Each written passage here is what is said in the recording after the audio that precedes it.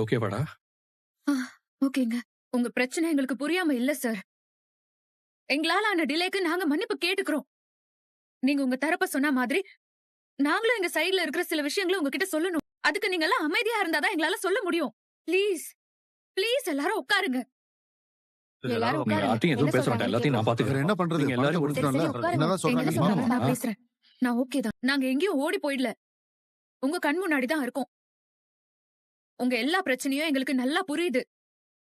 அத அட்ரஸ் பண்ணதா company MD உங்க முன்னாடி நிக்கிறாரு. இது வரைக்கும் நீங்க அவரை மீட் பண்ணல. இப்போ அவர் உங்க குறையெல்லாம் தெரிஞ்சுக்கிட்டு அவர் உங்ககிட்ட பேசுறதுக்கு தான் இங்க வந்து நிக்கிறாரு. அப்போ நீங்க அவரை பேச விடாம நீங்களே இப்படி ஒரு முடிவு எடுத்து பேசிட்டு இருந்தா எப்படி சார்? வீடு புக் பண்ணிருக்கிற எல்லாருக்கும் உங்க வீடு உங்களுக்கு எவ்வளவு பெரிய கனவுன்னு எனக்கு தெரியும். நானும் உங்கள மாதிரி தான். நாங்க கஷ்டப்பட்டு ஒரு சொந்த வீடு வாங்கணும். அந்த வீட்டை பாதுகாத்துக்க ஏகப்பட்ட போராட்டம் இன்னைக்கு வரைக்கும் போராடிட்டு தான் இருக்கோம். உங்க கஷ்டம் தவிப்பு எல்லாமே எங்களுக்கு நல்லா புரியுது. பல கனவுகளோட வாங்கின இந்த வீட்டை உங்களால விட்டு கொடுக்க முடியாதுன்னு எங்களுக்கு நல்லா தெரியும். உங்க வீடு உங்களுக்கு நல்லபடியா அதுக்கு நாங்க சொல்றத ஒரு 10 நிமிஷம் நீங்க கேக்குறீங்களா? தயவு செஞ்சு எங்களுக்கு பேசுறதுக்கு கொஞ்சம் டைம் கொடுங்க. தேங்க்ஸ் காவேரி.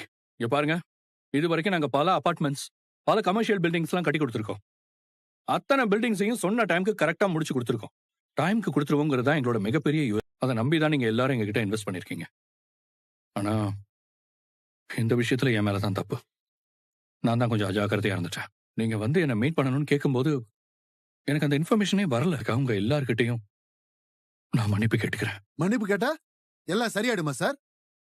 கண்டிப்பா இல்லதான். இந்த பொங்கலுக்கு உங்க வீட்டை உங்ககிட்ட ஹேண்ட் ஓவர் பண்ணணுங்கிறது தான் எங்களோட பிளான். ஆனா அந்த டேட்டுக்கு எங்களால வீட்டை முடிச்சு கொடுக்க முடியாது. ஆனா எங்களுக்கு ஒரு 6 மாசம் டைம் கொடுங்க. ஜூலை மாசம் 15ஆம் தேதி அன்னைக்கு நான் உங்க பிளாட்ஸ் எல்லாம் உங்க கையில ஒப்படைச்சிருப்பேன். சும்மா வாய்க்கு வந்தபடியெல்லாம் பேசாதீங்க சார். பேங்க்ல வேலையே நடக்கல. எப்படி ஒப்படைப்பீங்க? இல்லங்க, நான் முடிச்சிருவேன்.